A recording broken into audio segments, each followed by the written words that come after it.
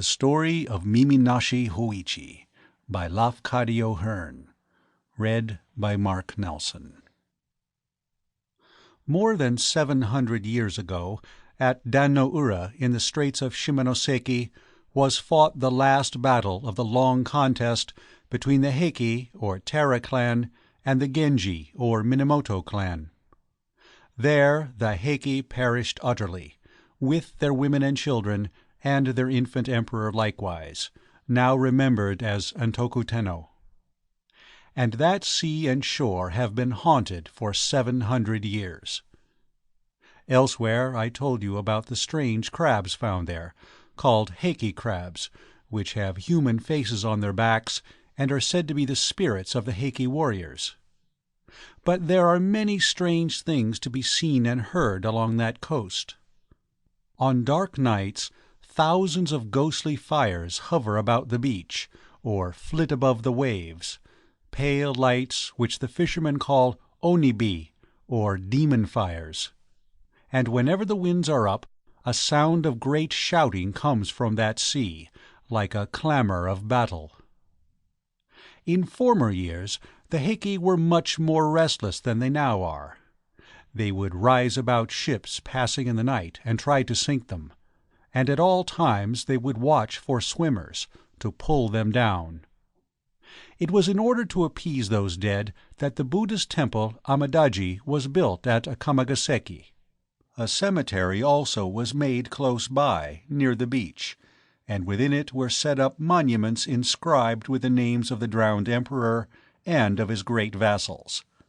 And Buddhist services were regularly performed there on behalf of the spirits of them.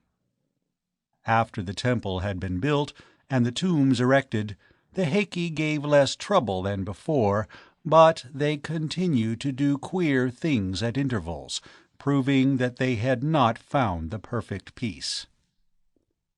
Some centuries ago there lived at Akamagaseki a blind man named Hoishi, who was famed for his skill in recitation and in playing upon the biwa. From childhood he had been trained to recite and to play, and while yet a lad he had surpassed his teachers. As a professional biwa hoshi, he became famous chiefly by his recitations of the history of the Heiki and the Genji, and it is said that when he sang the song of the Battle of Dan-no-ura, even the goblins, Kijin, could not refrain from tears. At the outset of his career, Hoichi was very poor, but he found a good friend to help him. The priest of the Amadaji was fond of poetry and music, and he often invited Hoichi to the temple to play and recite. Afterwards, being much impressed by the wonderful skill of the lad, the priest proposed that Hoichi should make the temple his home, and this offer was gratefully accepted. Hoichi was given a room in the temple building, and in return for food and lodging he was required only to gratify the priest with a musical performance on certain evenings, when otherwise disengaged. One summer night the priest was called away to perform a Buddhist service at the house of a dead parishioner, and he went there with his acolyte, leaving Hoichi alone in the temple. It was a hot night, and the blind man sought to cool himself on the veranda before his sleeping room. The veranda overlooked a small garden in the rear of the Amadaji. There Hoichi waited for the priest's return, and tried to relieve his solitude by practicing upon his biwa. Midnight passed, and the priest did not appear. But the atmosphere was still too warm for comfort within doors, and Hoichi remained outside. At last he heard steps approaching from the back gate. Somebody crossed the garden, advanced to the veranda, and halted directly in front of him. But it was not the priest. A deep voice called the blind man's name, abruptly and unceremoniously, in the manner of a samurai summoning an inferior. "Hoichi." "Hi," answered the blind man, frightened by the menace in the voice. "I am blind. I cannot know who calls." "There is nothing to fear. the stranger exclaimed, speaking more gently. "I am stopping near this temple, and have been sent to you with a message.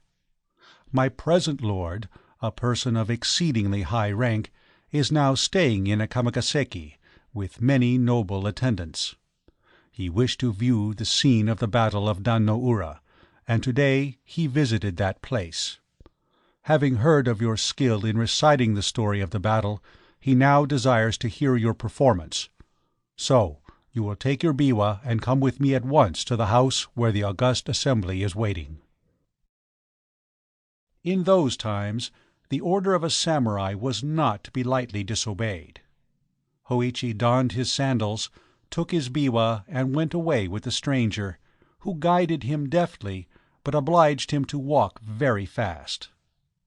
The hand that guided him was iron, and the clank of the warrior's stride proved him fully armed, probably some palace guard on duty.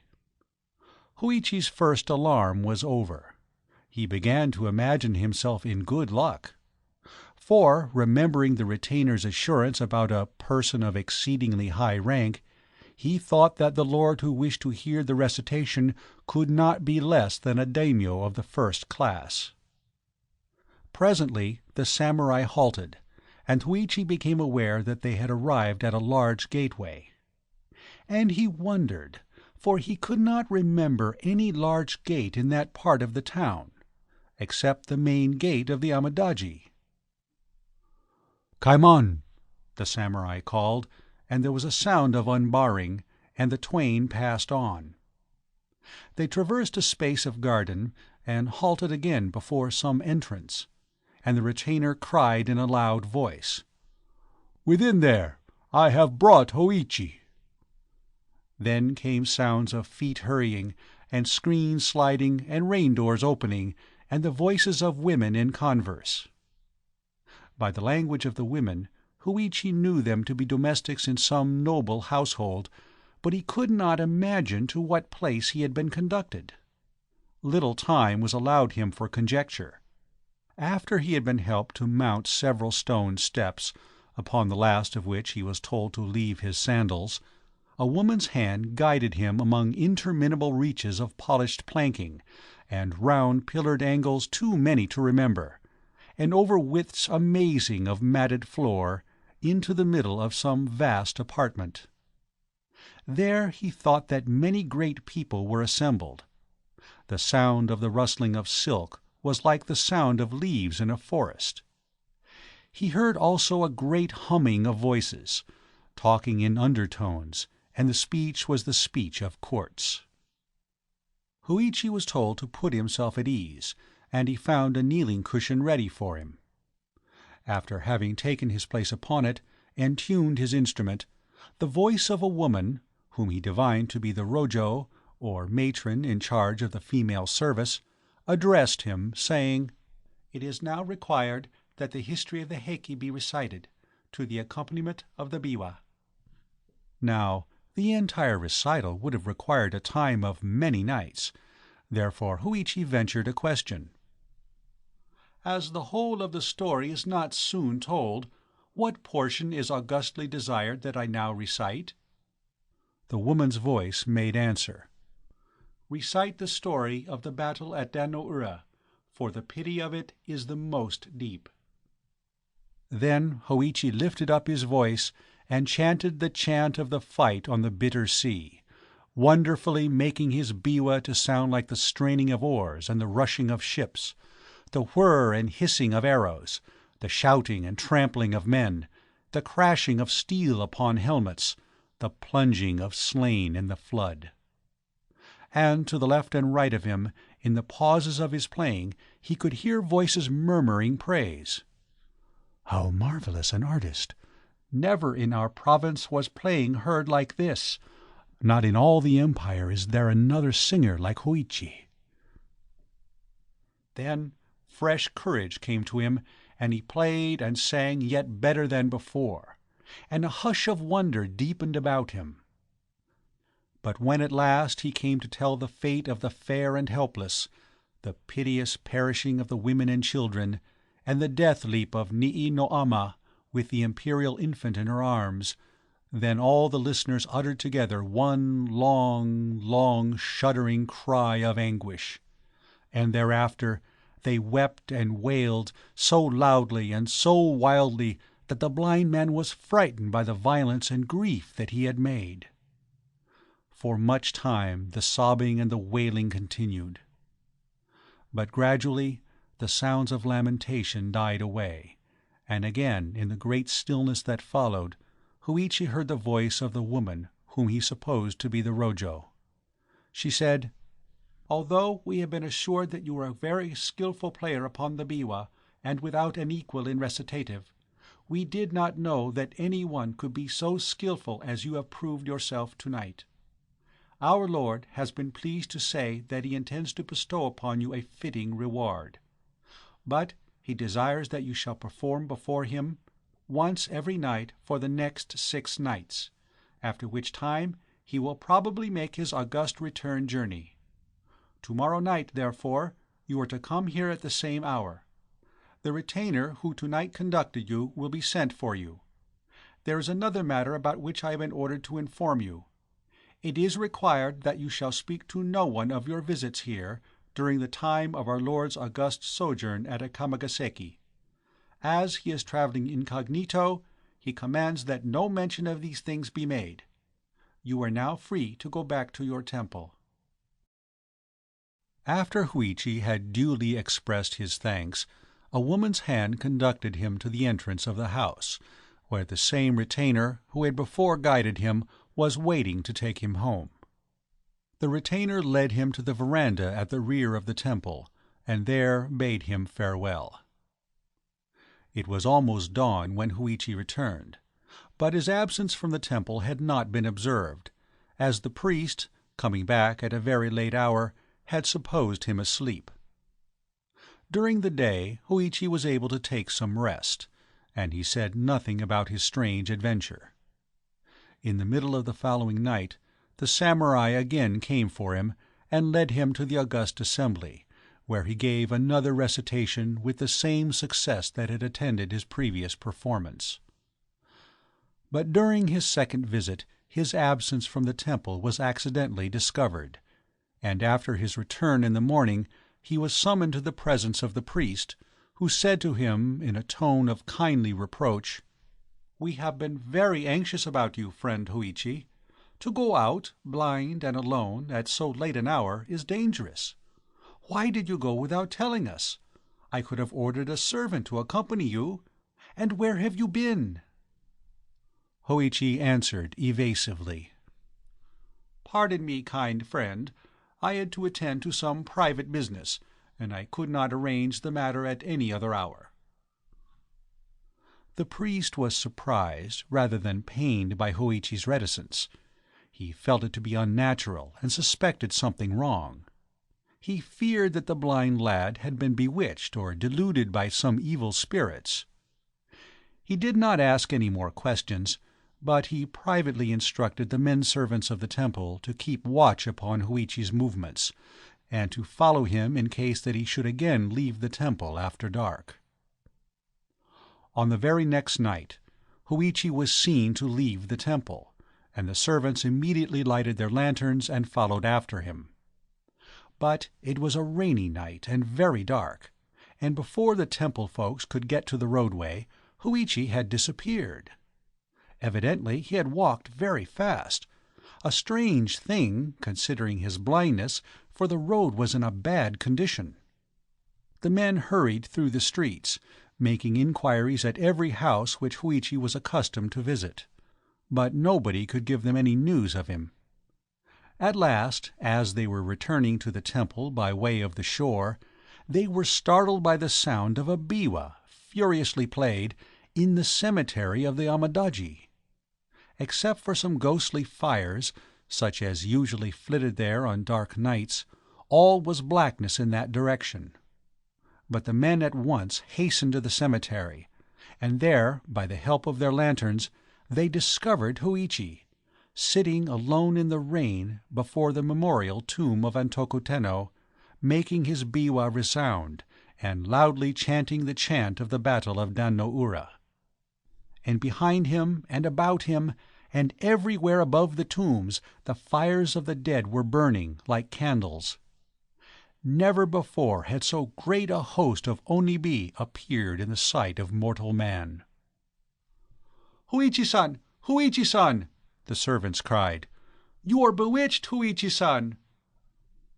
But the blind man did not seem to hear. Strenuously he made his biwa to rattle and ring and clang. More and more wildly he chanted the chant of the battle of Dan-no-ura. They caught hold of him. They shouted into his ear, "Hoichi-san! Hoichi-san! Come home with us at once!" Reprovingly he spoke to them. "To interrupt me in such a manner, before this august assembly, will not be tolerated." Whereat, in the spite of the weirdness of the thing, the servants could not help laughing. Sure that he had been bewitched, they now seized him and pulled him up on his feet and by main force hurried him back to the temple, where he was immediately relieved of his wet clothes by order of the priest. Then the priest insisted upon a full explanation of his friend's astonishing behavior. Hoichi long hesitated to speak, but at last, finding that his conduct had really alarmed and angered the good priest, he decided to abandon his reserve, and he related everything that had happened from the time of the first visit of the samurai. The priest said, "Hoichi, my poor friend, you are now in great danger. How unfortunate that you did not tell me all this before. Your wonderful skill in music has indeed brought you into strange trouble. By this time you must be aware that you have not been visiting any house whatever, but have been passing your nights in the cemetery, among the tombs of the Heiki.